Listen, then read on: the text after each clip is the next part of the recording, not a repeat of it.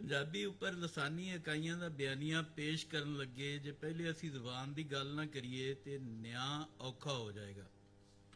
ਸੋ ਪਹਿਲੇ ਅਸੀਂ ਜ਼ੁਬਾਨ ਦੀ ਗੱਲ ਕਰਾਂਗੇ ਤੇ ਫਿਰ ਉਸ ਨਾਲ ਜੁੜੀਆਂ ਦੂਜੀਆਂ ਰੁੱਖੀਆਂ ਸੁੱਖੀਆਂ ਹਕੀਕਤਾਂ ਬਾਰੇ ਗੱਲ ਅੱਗੇ ਵਧਾਵਾਂਗੇ। ਜੇ ਅਸੀਂ ਨਿਰੀ ਪੰਜਾਬੀ ਸ਼ਨਾਖਤ ਦੀ ਗੱਲ ਕਰੀਏ ਤੇ ਦੂਜੀਆਂ ਲਸਾਨੀ ਇਕਾਈਆਂ ਦੇ ਬਿਆਨੀਏ ਵਿੱਚ ਸਿਰਫ ਇੱਕ ਗੱਲ ਪੰਜਾਬ ਮੁਖਾਲਫ ਮਿਲਦੀ ਏ ਕਿ ਦੂਜੀਆਂ ਲਸਾਨੀ ਇਕਾਈਆਂ ਪੰਜਾਬੀ ਦੇ ਲਹਿਜਿਆਂ ਨੂੰ ਜ਼ੁਬਾਨ ਕਰਾਰ ਦੇਵਣ ਦੇ ਮੁਤਨਾਜ਼ੇ ਬਿਆਨੀਏ ਨੂੰ ਸਪੋਰਟ ਕਰਦੀਆਂ ਨਜ਼ਰ ਆਉਂਦੀਆਂ ਨੇ। ਅਲਬੱਤਾ ਹੁਣ ਥੋੜੇ ਜਿਹੇ ਦੂਰਅੰਦੇਸ਼ ਸਿੰਧੀ ਕਿ ਜਿਹੜੇ ਪੰਜਾਬ ਨਾਲ ਹੁੰਦੀ ਇਸ ਸਾਜ਼ਿਸ਼ ਦਾ ਮੁੱਢ ਪਛਾਣ ਗਏ ਨੇ, ਉਹ ਇਸ ਨੂੰ ਆਪਣੇ ਵਾਸਤੇ ਵੀ ਖਤਰਾ ਮੰਨ ਕੇ ਇਸ ਮੁੱਦੇ ਉੱਤੇ ਸਾਨੂੰ ਥੋੜੇ ਜਿਹੇ ਪੰਜਾਬੀ ਨੈਸ਼ਨਲਿਸਟਾਂ ਨੂੰ ਮੋਢਾ ਲਵਾਉਣ ਲੱਗ ਪਏ ਨੇ। ਪਰ ਇਹ ਤਾਦਾਦ ਇਹ ਨਹੀਂ ਕਿ ਚਫੇਰੇ ਵਾਪਰੀ ਸਾਜ਼ਿਸ਼ ਤੇ ਆਪਣੀ ਰਹਿਤਲ ਬਹਿਤਲ ਤੋਂ ਗੁੰਮਰਾਹ ਹੋਈ ਕਾਮਿਲਮ ਕੌਮ ਦੀਆਂ ਮੁਹਾਰਾਂ ਮੋੜ ਸਕੇ। ਇਹ ਕੂੜ ਸਾਡੀਆਂ ਸਰਕਾਰਾਂ ਤੇ ਵੱਡੀਆਂ ਸਿਆਸੀ ਜਮਾਤਾਂ ਤੇ ਨਿਸਾਬ ਤੋਂ ਹੁੰਦਾ ਇਸ ਮੁਲਕ ਦੀਆਂ ਚਾਰਾਂ ਬੁਨਿਆਦੀ ਇਕਾਈਆਂ ਵਿੱਚ ਵਰਿਆਂ ਤੋਂ ਇੰਜ ਖਿਲਾਰਿਆ ਜਾ ਚੁੱਕਿਆ ਹੈ ਕਿ ਅੱਜ ਲੁਕਾਈ ਸਵਾਲ ਚੁੱਕਣ ਜੋਗੀ ਸਿਆਣਤ ਵੀ ਨਹੀਂ ਰੱਖਦੀ। ਥੋੜੇ ਦਿਨ ਪਹਿਲੇ ਇੱਕ ਪੰਜਾਬੀ ਧੀ ਜਿਹੜੀ ਕਿ ਇਸ ਵੇਲੇ ਕੈਨੇਡਾ ਵਿੱਚ ਹੈ ਤੇ ਦੂਜੇ ਤੀਜੇ ਮੁੱਦਿਆਂ ਤੇ ਰੋਸ਼ਨ ਖਿਆਲ ਵੀ ਹੈ, ਉਸ ਉਰਦੂ ਮੁਕਾਬਲੇ ਪੰਜਾਬ ਵਿੱਚ ਪੰਜਾਬੀ ਦੇ ਨਫਾਜ਼ ਦੇ ਮੁੱਦੇ ਉੱਤੇ ਆਖਿਆ ਕਿ ਜੇ ਪੰਜਾਬੀ ਵੀ ਸਿੰਧੀਆਂ ਬਲੋਚਾਂ ਤੇ ਪਸ਼ਤੂਨਾ ਵਾਂਗ ਜ਼ਬਾਨ ਦੀ ਮੰਗ ਕਰਨ ਲੱਗ ਪਵਣਗੇ ਤੇ ਕੱਲ ਨੂੰ ਇਹ ਬਾਕੀਆਂ ਵਾਂਗ ਪੰਜਾਬ ਨੂੰ ਵੱਖਰਾ ਮੁਲਕ ਬਣਾਉਣ ਦੀ ਮੰਗ ਵੀ ਕਰਨਗੇ ਤੇ ਮੁਲਕ ਟੁੱਟ ਜਾਏਗਾ। ਤਾਰੀਖ ਤੋਂ ਨਾਬਲਦ ਬੀਬੀ ਨੂੰ ਪਤਾ ਨਹੀਂ 70 ਵਿੱਚ ਪੰਜਾਬੀ ਦੀ ਮੰਗ ਨਾਲ ਮੁਲਕ ਨਹੀਂ ਟੁੱਟਿਆ ਸੀ ਤੇ ਉਦੋਂ ਉਰਦੂ ਪਾਕਿਸਤਾਨ ਨਹੀਂ ਬਚਾ ਸਕੀ ਸੀ, ਬਲਕਿ ਟੁੱਟਣ ਦਾ ਇੱਕ ਵੱਡਾ ਕਾਰਨ ਬਣੀ ਸੀ। ਤੁਸੀਂ ਜਦ ਵੀ ਜਿੱਥੇ ਵੀ ਅਕਸਰੀਅਤ ਦੀ ਜ਼ਬਾਨਬੰਦੀ ਕਰੋਗੇ ਉੱਥੇ ਅਖੀਰ ਇੰਜ ਅਲਹਿਦਗੀ ਦੀ ਸੋਚ ਉਭਰੇਗੀ। ਮਸਨੂਈ ਤੇ ਗੈਰ ਫਿਤਰੀ ਝੂਠੀਆਂ ਗੱਲਾਂ ਦੇ ਨਤੀਜੇ ਕਦੀ ਚੰਗੇ ਨਹੀਂ ਨਿਕਲਦੇ। ਹਰ ਸ਼ੈ ਇੱਕ ਨਾ ਇੱਕ ਦਿਨ ਆਪਣੇ ਅਸਲ ਵੱਲ ਮੁੜਦੀ ਏ ਤੇ ਗੈਰ ਫਿਤਰੀ ਗੱਲਾਂ ਇੰਜੇ ਹੀ ਅਚਾਨਕ ਮੁੱਕ ਜਾਂਦੀਆਂ ਨੇ ਜਿਵੇਂ ਫਾਰਸੀ ਇੱਥੋਂ ਮੁੱਕ ਗਈ। ਜੇ ਪੰਜਾਬ ਵਿੱਚ 90% ਤੋਂ ਵੱਧ ਲਿਟਰੇਸੀ ਰੇਟ ਸੀ ਤੇ ਇੰਨੇ ਫੀਸਦ ਲੋਕ ਹੀ ਫਾਰਸੀ ਬੋਲ ਸਮਝ ਲੈਂਦੇ ਸਨ, ਉੱਥੇ ਅੱਜ ਫਾਰਸੀ 1% ਵੀ ਮੌਜੂਦ ਨਹੀਂ। ਮੈਨੂੰ ਉਹ ਦੇਸੀ ਵਿਦੇਸ਼ੀ ਲਿਬਰਲ ਬੀਬੀ ਦੀ ਗੱਲ ਤੇ ਇਥੋਂ ਦੇ ਮਜ਼ਹਬੀ ਲੋਕਾਂ ਦਾ ਬਿਆਨੀਆ ਇੱਕੋ ਜਿਹਾ ਲੱਗਾ। ਮਜ਼ਹਬੀ ਲੋਕ ਇਸਲਾਮ ਦੀ ਠੇਕੇਦਾਰੀ ਮੱਲ ਕੇ ਪੰਜਾਬੀ ਸ਼ਨਾਖਤ ਕੁਰਬਾਨ ਕਰ ਦਿੱਤੀ ਤੇ ਇਹਨਾਂ ਪਾਕਿਸਤਾਨ ਦੀ ਠੇਕੇਦਾਰੀ ਕਬੂਲ ਕਰਕੇ। ਹਾਲਾਂਕਿ ਨਾ ਸਿੰਧ ਲੈਦਾ ਹੋਇਆ ਨਾ ਪਖਤੂਨਖਵਾ ਤੇ ਜਿਹੜੀਆਂ ਲਹਿਰਾਂ ਬਲੋਚਿਸਤਾਨ ਵਿੱਚ ਬਗਾਵਤ ਦੀਆਂ ਚੱਲ ਰਹੀਆਂ ਨੇ ਉਹਨਾਂ ਦਾ ਵੀ ਪੰਜਾਬੀ ਜ਼ਬਾਨ ਨਾਲ ਕੋਈ ਤਨਾਜ਼ਾ ਨਹੀਂ, ਬਲਕਿ ਜੇ ਤੁਸੀਂ ਉਰਦੂ ਬਮੁਕਾਬਲਾ ਪੰਜਾਬੀ ਜ਼ਬਾਨ ਦੀ ਗੱਲ ਕਰੋ ਤੇ ਅਕਸਰੀਅਤ ਤੁਹਾਨੂੰ ਇਸ ਗੱਲ ਤੇ ਸ਼ਰਮਿੰਦਾ ਕਰਦੀ ਨਜ਼ਰ ਆਵੇਗੀ ਕਿ ਤੁਸੀਂ ਵੀ ਕੀ ਕੌਮ ਹੋ ਕਿ ਆਪਣੀ ਜ਼ਬਾਨ ਉਰਦੂ ਖਾਤਰ ਛੱਡੀ ਫਿਰਦੇ ਹੋ, ਜਾਂ ਇਹ ਕਿ ਤੁਸੀਂ ਆਪਣੀ ਮਾਂ ਬੋਲੀ ਬੋਲਣ ਤੋਂ ਸੰਗਦੇ ਹੋ। ਔਰ ਇਹ ਗੱਲ ਸੱਚ ਵੀ ਹੈ। ਵਜ੍ਹਾ ਪਸਮੰਜ਼ਰ ਤਾਰੀਖ ਭਾਵੇਂ ਕੁਝ ਵੀ ਹੋਏ, ਇਹ ਵੱਖਰੀ ਗੱਲ ਕਿ ਕੋਈ ਪਸ਼ਤੂਨ ਸਿੰਧੀ ਬਲੋਚ ਤੁਹਾਨੂੰ ਉਰਦੂ ਨੂੰ ਸਪੋਰਟ ਕਰਦਾ ਨਜ਼ਰ ਨਹੀਂ ਆਏਗਾ। ਕੋਈ ਇਹ ਨਹੀਂ ਚਾਹੇਗਾ ਕਿ ਉਹਦੇ ਸੂਬੇ ਵਿੱਚ ਪੰਜਾਬ ਵਾਂਗ ਉਰਦੂ ਦਾ ਰਾਜ ਹੋਏ। ਉਹਨਾਂ ਵਾਸਤੇ ਅਵਲ ਆਖਰ ਉਹਨਾਂ ਦੀਆਂ ਮਾਂ ਬੋਲੀਆਂ ਹੀ ਨੇ। ਇਹ ਨਿਰੀ ਸਾਡੀ ਸਿਆਸੀ ਅਸ਼ਰਾਫੀਆ ਤੇ ਮੁਕਤਦਰ ਹਲਕਿਆਂ ਦੀ ਪਾਈ ਨਫ਼ਰਤ ਏ ਤੇ ਉਸ ਤੋਂ ਜੰਮਣ ਵਾਲੀਆਂ ਗਲਤਫਹਿਮੀਆਂ ਨੇ ਜਿਨ੍ਹਾਂ ਕਾਰਨ ਉਹ ਲੋਕ ਕਿਸੇ ਵੇਲੇ ਪੰਜਾਬ ਦੁਸ਼ਮਣੀ ਵਿੱਚ ਮਾਂ ਬੋਲੀ ਪੰਜਾਬੀ ਦੀ ਉਰਦੂ ਮੁਕਾਬਲੇ ਸਿਰਫ ਇਸ ਪਾਰੋਂ ਮੁਖਾਲਫਤ ਕਰ ਜਾਂਦੇ ਨੇ ਕਿ ਪੰਜਾਬੀ ਅਕਸਰੀਅਤ ਦੀ ਬੋਲੀ ਏ ਤੇ ਅਕਸਰੀਅਤ ਹੋਣ ਨਾਤੇ ਕੌਮੀ ਤੇ ਵਫਾਕੀ ਜ਼ਬਾਨ ਬਣਨ ਨਾਲ ਪੰਜਾਬੀ ਕਿਧਰੇ ਤਾਕਤਵਰ ਹੀ ਨਾ ਹੋ ਜਾਣ। ਅਲਬੱਤਾ ਇੱਕ ਗੱਲ ਪੱਕੀ ਏ ਕਿ ਇਹ ਮੁੱਦੇ ਉੱਤੇ ਜੇ ਪੰਜਾਬ ਦੀ ਸਿਆਸੀ ਮਾਫੀਆ ਉਹਨਾਂ ਨੂੰ ਜਰੀ ਕੋ ਵੀ ਮਨਾਉਣ ਦੀ ਕੋਸ਼ਿਸ਼ ਕੀਤੀ ਹੁੰਦੀ ਤੇ ਉਹ ਪੰਜਾਬੀ ਨੂੰ ਕੌਮੀ ਜ਼ਬਾਨ ਬਣਾਉਣ ਤੇ ਵੀ ਤਿਆਰ ਹੋ ਜਾਂਦੇ।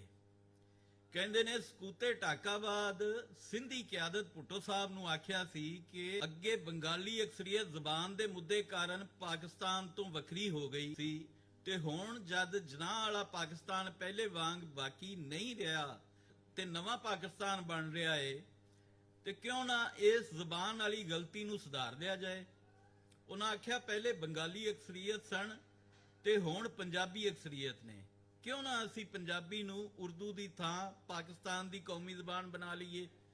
ਭੁੱਟੋ ਸਾਹਿਬ ਕੋਲ ਇਸ ਗੱਲ ਦਾ ਜਵਾਬ ਨਹੀਂ ਸੀ। ਉਹਨਾਂ ਆਖਿਆ ਮੈਂ ਪੰਜਾਬੀ ਕਿਆਦਤ ਨੂੰ ਬੁਲਾ ਕੇ ਪੁੱਛਣਾ।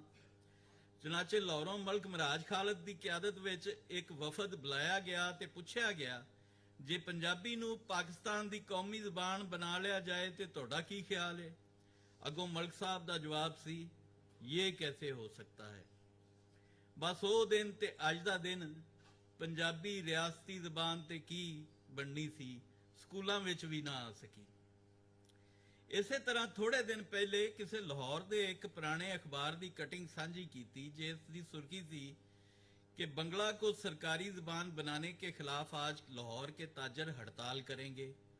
उहदे थल्ले सब हेडिंग सी बंगाली के हामी पंजाबी अरकाने दस्तूरिया के घरों पर तालबात पिकटिंग करेंगी। ये खबर कुछ ऐसी थी कि सरकारी ज़बान बनाने का लीग असम्बली पार्टी ने जो फैसला किया उसके खिलाफ एहतजाज करने के लिए जुमा के दिन तमाम दुकानदार हड़ताल करेंगे। लाहौर के कॉलेजों और स्कूलों के तालबात ने ऐलान किया है कि वो कल अपने इन पंजाबी अरकाने दस्तूरिया के घरों पर मुजाहरे और पिकटिंग करेंगे जिन्होंने बंगाली को सरकारी ज़बान बनाने के लिए बंगाली से मुआहदा किया है। लाहौर स्टूडेंट्स यूनियन ने भी बंगला को सरकारी ज़बान बनाने पर एहतजाज किया है। बिन्नाते इस्लाम सदर फातिमा बेगम ने ख़वातीन से अपील की है कि वो कल नमाज जुमा सरबसजूद होकर दुआ करेंगी कि लोगों को अल्लाह हिदायत दे। और उन्होंने कहा कि बंगला को सरकारी ज़बान बनाने से जो पाकिस्तान के इस्तेहकाम को नुकसान पहुंचेगा उसके जिम्मेदार इसी मरकजी कबीना पर आयद होगी। अच्छा हुण तुसीं देखो कि मतलब उदों दे पंजाब विच कईयां हकपरस्त आवाज़ां भी मौजूद सन ते मसनूई ते गैर फितरी बयानियां दा मगरा मल्लण वालियां भी मौजूद सन। बहरहाल मेरा ख्याल है कि अज भी उर्दू स्पीकिंग कम्यूनिटी ते साडे अपने मुतालिया पाकिस्तानी पंजाबियां सवा पंजाबी ज़बान की मुखालफत कोई बहुत ज़्यादा नहीं करन लगा। सिंधी पश्तून बलोच आप उर्दू तो बथेरे तंग ने, अलबत्ता उर्दू वाले इहदी मुखालफत इसे गल्लों करदे ने कि जे असी पंजाबी इनू मोढा लवाना छड्ड गए ते इहदा फारसी वांग इस धरती तो ना निशान ही मिट जाएगा ते फिर वो बरतरी जिहड़ी यूपी दे उर्दू स्पीकिंग बालां नूं जमांदरू पाकिस्तान दीयां चार बुनियादी इकाइयां दे बालां उत्ते हासिल रहिंदी है वो खत्म हो जाएगी। जे ਜ਼ਬਾਨ ਤੋਂ ਵੱਖ ਦੂਜੀ ਲਸਾਨੀ ਇਕਾਈਆਂ ਦੇ ਪੰਜਾਬੀ ਸ਼ਨਾਖਤ ਉੱਪਰ ਬਿਆਨੀਆਂ ਦੀ ਗੱਲ ਕਰੀਏ ਤੇ ਇਹ ਮੁੱਦਾ ਅੱਜ ਜ਼ਬਾਨ ਦੇ ਮੁੱਦੇ ਤੋਂ ਕਿਧਰੇ ਕੌੜਾ ਤੇ ਦੁਖਾਨ ਤੇ। ਸੱਚੀ ਗੱਲ ਦੂਜੀਆਂ ਲਸਾਨੀ ਇਕਾਈਆਂ ਅੱਗੇ ਪੰਜਾਬੀ ਸ਼ਨਾਖਤ ਦੀ ਕੋਈ ਹੈਸੀਅਤ ਨਹੀਂ। ਇਹਨੂੰ ਬੇਹਸੀਤਾ ਕਰਨ ਵਿੱਚ ਅਸੀਂ ਸਾਰਿਆਂ ਕਿਰਦਾਰ ਅਦਾ ਕੀਤਾ। ਸਿਆਸੀ ਅਸ਼ਰਾਫੀਆ ਜਿਹਨੂੰ ਅਸੀਂ ਤੁਸੀਂ ਵੋਟ ਦੇ ਕੇ ਚੋਣਾਂ ਵਿੱਚ ਜਿਤਾਉਂਦੇ ਰਹਿੰਦੇ ਆ ਉਹਨਾਂ ਹੀ ਪੰਜਾਬੀ ਸ਼ਨਾਖਤ ਉੱਤੇ ਕੋਈ ਤਵੱਜੋ ਨਹੀਂ ਦਿੱਤੀ। ਦੇ ਵੀ ਕਹੀਂ ਸਕਦੇ ਸਨ ਜ਼ਬਾਨ ਬਿਨਾ ਭਲਾ ਕਿਹੜੀ ਸ਼ਨਾਖਤ ਹੋ ਸਕਦੀ ਹੈ। ਆਪਾਂ ਸਾਰੇ ਹੀ ਜਾਣਦੇ ਆ ਕਿ ਇਸ ਅਸ਼ਰਾਫੀਆ 74 ਸਾਲ ਤੋਂ ਮੁਤਾਲਿਆ ਪਾਕਿਸਤਾਨ ਜਿਉਂਦੀ ਰੱਖਣ ਕਰਕੇ ਪੰਜਾਬੀ ਕਾਇਦਾ ਸਕੂਲੇ ਨਹੀਂ ਵੜਨ ਦਿੱਤਾ। ਅੱਜ ਜਦ ਪੰਜਾਬੀਆਂ ਨੂੰ ਇਹ ਮਿਹਣਾ ਦਿੱਤਾ ਜਾਂਦਾ ਹੈ ਕਿ ਪੰਜਾਬੀ ਆਪਣੀ ਲੀਡਰਸ਼ਿਪ ਨਾਲ ਉਸ ਨਾਲ ਨਹੀਂ ਖਲੋਤਾ ਜਿੰਜ ਖਲੋਣ ਦਾ ਹੱਕ ਸੀ ਤੇ ਨਵਾਜ਼ ਲੀਗ ਨਾਲ ਜੁੜਿਆ ਕੋਈ ਇਹ ਨਹੀਂ ਪੁੱਛਦਾ ਕਿ ਬੇਸ਼ਨਾਖਤ ਕੌਮ ਨੂੰ ਤੁਸੀਂ ਕਿਸ ਮੂੰਹ ਨਾਲ ਪੰਜਾਬੀਆਂ ਦੀ ਕਿਆਦਤ ਨਾਲ ਖਲੋਣ ਦੇ ਮਿਹਣੇ ਮਾਰਦੇ ਹੋ। ਤੁਸੀਂ ਤਾਂ ਸਾਥੋਂ ਅਕਸਰੀਅਤ ਲੈਣ ਬਾਵਜੂਦ ਸਾਡੀ ਮਾਂ ਬੋਲੀ ਤੋਂ ਸਾਨੂੰ ਦੂਰ ਰੱਖਿਆ। ਦੂਜੀਆਂ ਕੌਮਾਂ ਇੱਕ ਪਾਸੇ ਸਾਥੋਂ ਸਾਡੀ ਪੰਜਾਬੀ ਸ਼ਨਾਖਤ ਕਾਰਨ ਨਫ਼ਰਤ ਕਰਦੀਆਂ ਨੇ ਪਰ ਨਾਲ ਸਾਡੀ ਇਸ ਗੱਲ ਤੇ ਮਖੌਲ ਵੀ ਬਣਾਉਂਦੀਆਂ ਨੇ ਕਿ ਤੁਸੀਂ ਆਪਣੀ ਮਾਂ ਬੋਲੀ ਤੇ ਉਰਦੂ ਨੂੰ ਤਰਜੀਹ ਦਿੱਤੀ, ਤੁਸੀਂ ਆਪਣੀ ਮਾਂ ਬੋਲੀ ਤੇ ਸ਼ਰਮਿੰਦੇ ਹੋ। ਉਹਨਾਂ ਦਾ ਇਹ ਮੁਨਾਫਕਤ ਤੇ ਜ਼ਹਿਰ ਭਰਿਆ ਬਿਆਨੀਆਂ ਦੁਰਸਤ ਵੀ ਹੈ ਤੇ ਗਲਤ ਵੀ ਹੈ। ਉਹਨਾਂ ਦਾ ਸੱਚ ਇੱਕ ਗੈਰ ਸਰਕਾਰੀ ਮੁਤਾਲਿਆ ਪਾਕਿਸਤਾਨੀ ਬਿਆਨੀਏ ਤੇ ਟਿਕਿਆ ਹੈ, ਜਿਹੜਾ ਉਹਨਾਂ ਆਪਣੇ ਕੌਮ ਪ੍ਰਸਤ ਲੀਡਰਾਂ ਕੋਲੋਂ ਸਿੱਖਿਆ ਜਾਂ ਫਿਰ ਸਾਡੀ ਪੰਜਾਬੀ ਅਸ਼ਰਾਫੀਆ ਮੂੰਹੋਂ ਸੁਣਿਆ। ਉਹਨਾਂ ਮੁਤਾਬਕ ਇਸਟੈਬਲਿਸ਼ਮੈਂਟ ਸਿਰਫ ਪੰਜਾਬੀ ਹੈ, ਹਾਲਾਂਕਿ ਵਫਾਕੇ ਪਾਕਿਸਤਾਨ ਵਿੱਚ ਇਸਟੈਬਲਿਸ਼ਮੈਂਟ ਕਦੀ ਕਿਸੇ ਇੱਕ ਕੌਮ ਤੇ ਮਬਨੀ ਹੋ ਹੀ ਨਹੀਂ ਸਕਦੀ। ਇਸਟੈਬਲਿਸ਼ਮੈਂਟ ਵਿੱਚ ਸਿੰਧੀ, ਬਲੋਚ, ਪਸ਼ਤੂਨ ਸਭ ਸ਼ਾਮਲ ਨੇ। ਦੂਜੀਆਂ ਕੌਮਾਂ ਦੇ ਬਿਆਨੀਏ ਦੀ ਸਭ ਤੋਂ ਵੱਡੀ ਮਸਨੂਈ ਗੱਲ ਹੀ ਇਹ ਹੈ ਕਿ ਉਹ ਅਸ਼ਰਾਫੀਆ ਨੂੰ ਕੌਮ ਸਮਝੀ ਬੈਠੇ ਨੇ ਤੇ ਉਸ ਵਿੱਚੋਂ ਆਪਣੇ ਵਡਕੇ ਕੱਢ ਕੇ ਪੰਜਾਬੀਆਂ, ਵਡਕੇ ਜਿਹੜੇ ਉਹਨਾਂ ਦੇ ਮਤਲਬ ਵਡੇਰੇ ਸਰਦਾਰ ਮਲਕ ਨੇ, ਪੰਜਾਬੀਆਂ ਨੂੰ ਨਫ਼ਰਤ ਦਾ ਨਿਸ਼ਾਨਾ ਬਣਾਈ ਜਾਂਦੀਆਂ ਨੇ। ਹਰ ਕੋਈ ਇੱਕੋ ਜਿਹੇ ਰੱਟੇ ਰਟਾਏ ਜੁਮਲੇ ਬੋਲੀ ਜਾਂਦਾ ਹੈ।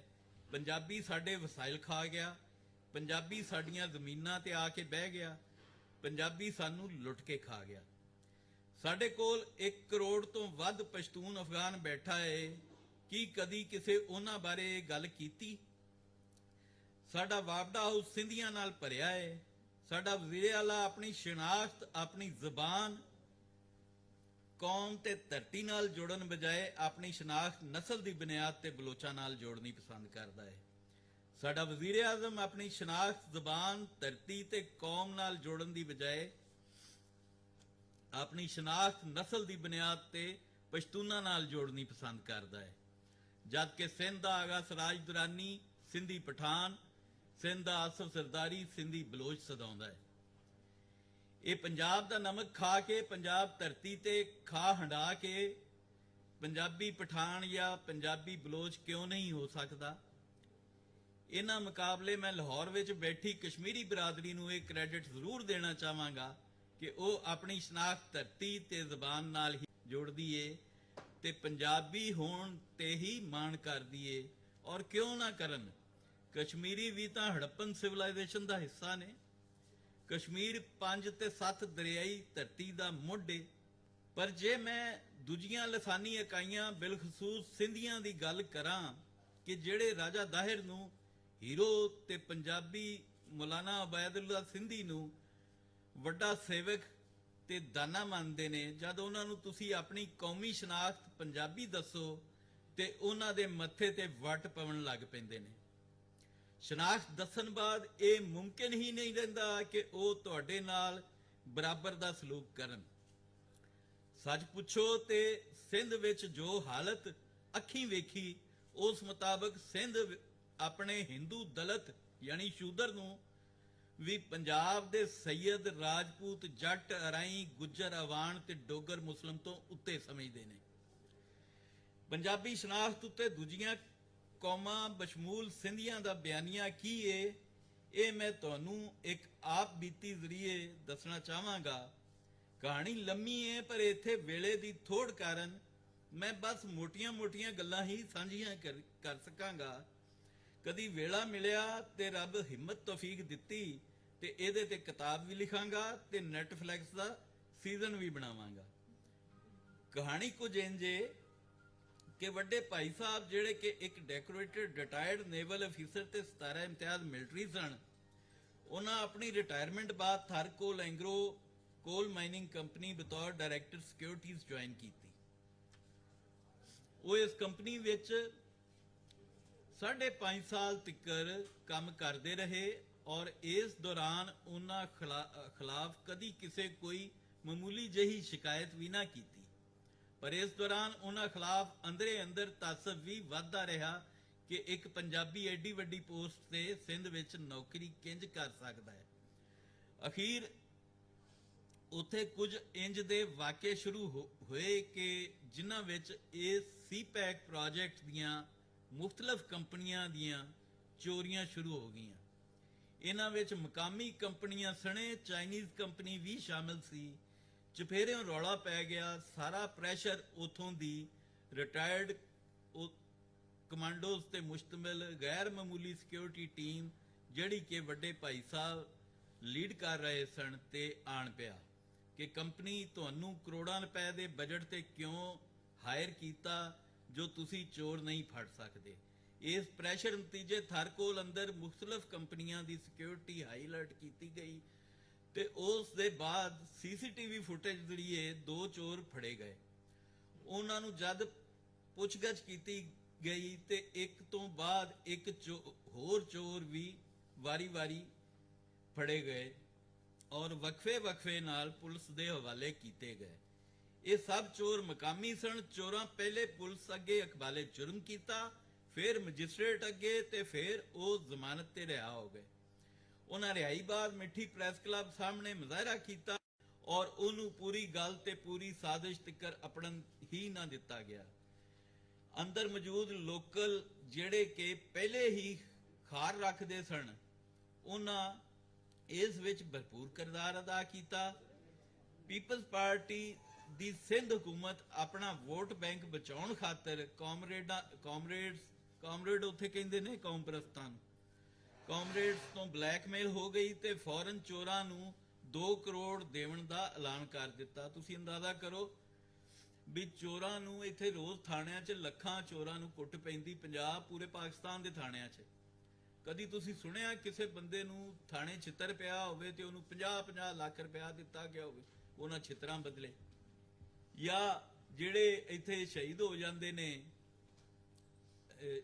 ਬੰਬ ਧਮਾਕਿਆਂ 'ਚ, ਕਦੀ ਸੁਣਿਆ ਤੁਸੀਂ ਕਿਸੇ ਨੂੰ ਕੋਈ 4-5 ਲੱਖ ਤੋਂ ਉੱਤੇ ਦਿੱਤਾ ਗਿਆ ਹੋਵੇ?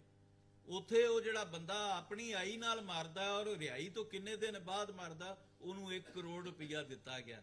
1 ਕਰੋੜ ਰੁਪਈਆ ਤੁਹਾਡੇ ਮੁਲਕ ਦਾ ਸਭ ਤੋਂ ਵੱਡਾ ਇਜ਼ਾਜ਼ ਦੇ ਨਿਸ਼ਾਨੇ ਹੈਦਰ, ਉਹਨੂੰ ਵੀ ਨਹੀਂ ਦਿੱਤਾ ਜਾਂਦਾ। ਉਹਦੀ ਮਾਮੂਲੀ ਜੀ ਰਕਮ ਹੈ 8 ਲੱਖ ਸੀ ਪਹਿਲੇ, ਹੁਣ ਸ਼ਾਇਦ 2-4 ਲੱਖ ਵਧਾਤੀ ਹੋਵੇ। ਹਰਹਾਲ ਅਲਬੱਤਾ ਬੇਗਨਾ ਜਿਨ੍ਹਾਂ ਦਾ ਇਕਲੌਤਾ ਜੁਰਮ ਪੰਜਾਬੀ ਹੋਣਾ ਸੀ, ਉਹ ਫੜੇ ਗਏ। ਇਹ ਸਿਰ ਪੈਰ ਤੋਂ ਬਗੈਰ ਕੇਸ ਵਿੱਚ 4 ਮਹੀਨੇ ਜ਼ਮਾਨਤ ਨਹੀਂ ਹੋਣ ਦਿੱਤੀ ਗਈ ਤੇ ਅਖੀਰ ਸੈਟਲਮੈਂਟ ਦੀ ਬੁਨਿਆਦ ਤੇ 1 ਕਰੋੜ ਮਜ਼ੀਦ ਤਵਾਨ ਅਦਾ ਕਰਕੇ ਬੰਦੇ ਬਾਹਰ ਆਏ। ਜੇ ਅਦਾਲਤਾਂ ਜ਼ਮਾਨਤ ਦੇ ਬੁਨਿਆਦੀ ਹੱਕ ਤੋਂ ਲੋਕਾਂ ਨੂੰ ਮਹਿਰੂਮ ਨਾ ਰੱਖਣ, ਕੇਸ ਮੈਰਿਟ ਤੇ ਸੁਣਨ, ਤੇ ਕੌਣ ਹੋਏਗਾ ਜੋ ਝੂਠੇ ਕੇਸਾਂ ਦੇ ਪੈਸੇ ਦੇਵੇਗਾ? ਪਰ ਜੇ ਜ਼ਮਾਨਤ ਹੀ ਨਾ ਹੋਏ ਤੇ ਫਿਰ ਆਪ ਹੀ ਬੰਦੇ ਮਜਬੂਰ ਹੋ ਜਾਣਗੇ ਕਿ ਚਲੋ ਪੈਸੇ ਦੇ ਕੇ ਹੀ ਜਾਨ ਛੁਡਾ ਲਓ। ਕਮਾਲ ਦੀ ਗੱਲ, ਜਿਸ ਬੰਦੇ ਦੀ ਜ਼ਿੰਦਗੀ ਵਿੱਚ ਉਹਦੇ ਖਿਲਾਫ ਕੋਈ ਇੱਕ ਪੁਲਿਸ ਰਿਪੋਰਟ ਨਹੀਂ ਸੀ, ਜਿਹੜਾ ਬਚਪਨ ਤੋਂ ਸਕੂਲ ਤੇ ਸਕੂਲ ਤੋਂ ਨੇਵੀ ਤੱਕਰ ਹਰ ਥਾਂ ਟੌਪਰ ਰਿਹਾ, ਜਿਸ ਸਾਰੀ ਹਯਾਤੀ ਜਾਨ ਤਲੀ ਤੇ ਰੱਖ ਕੇ ਮੁਲਕੋ ਕੌਮ ਦੀ ਖਿਦਮਤ ਕੀਤੀ, ਉਹਨੂੰ ਜ਼ਮਾਨਤ ਦੇ ਬੁਨਿਆਦੀ ਹੱਕ ਤੋਂ ਮਹਿਰੂਮ ਰੱਖਿਆ ਗਿਆ। ਅਸੀਂ ਕਿੰਜ ਦਾ ਨਿਜ਼ਾਮੇ ਅਦਲ ਲਈ ਫਿਰਦੇ ਹਾਂ? ਚੀਫ ਜਸਟਿਸ ਸਾਹਿਬ ਇੱਕ ਕੌਮੀ ਹੀਰੋ ਤੇ ਉਹਦੀ ਟੀਮ ਦੇ ਇੱਕ ਹੋਰ ਐਸਐਸਟੀ ਕਮਾਂਡੋ ਨੂੰ ਉੱਥੇ ਸਿਰਫ ਇਸ ਬੁਨਿਆਦ ਤੇ ਵਕੀਲ ਦੇਵਣ ਤੋਂ ਮਕਾਮੀ ਬਾਰ ਕੌਂਸਲ ਇਨਕਾਰ ਕੀਤਾ ਕਿ ਉਹ ਪੰਜਾਬੀ ਸਨ। ਲੋਕ of the record Bhai Sahib ਦੀਆਂ ਤਾਰੀਫਾਂ ਕਰਦੇ ਕਹਿੰਦੇ ਸਨ। ਇਹ ਮਕਾਮੀ ਲੋਕਾਂ ਦੀ ਗੱਲ ਕਰ ਰਿਹਾ कि कमांडर साहब बहुत नेक आदमी हैं, उन्होंने मकामी थरियों की बहुत खिदमत की, मगर क्या करें मामला सियासी हो गया था। ये सियासी इंज हो गया सी कि एक पासे पीपल्स पार्टी सी ते एक पासे पीटीआई सी। पीटीआई ਇਹਦੇ ਤੇ ਪੋਲਿਟਿਕਸ ਕਰ ਰਹੀ ਸੀ ਤੇ ਦੁਨੀਆ ਚੋਰ ਫੜਨ ਵਾਲਿਆਂ ਨੂੰ ਮੈਡਲ ਦਿੰਦੀ ਏ, ਪਰ ਇਹਨਾਂ ਨੂੰ ਜੇਲ੍ਹ ਮਿਲੀ। ਮੇਰੇ ਭਤੀਜੇ ਦਾ ਇੱਕ ਸੱਜਣ ਜਿਹੜਾ ਕਿ ਮਕਾਮੀ ਸਿੰਧੀਏ ਦੇ ਮੁਤਾਬਕ अगर ये केस, उन्होंने मैंने कहा चाचू अगर ये केस हमारा आपस का होता तो ये 2-4 लाख में सेटल हो जाता। सच्ची गल, पंजाबी शनाख्त दूजियां लसानी इकाइयां सामने जुर्म तो घट साबित नहीं हुंदी। जे तुसी उन्हां अगे पंजाबी बोलो तो फिर समझ लो कि उन्हां अपने दिल विच तुहाडे खिलाफ तासब रख लिया।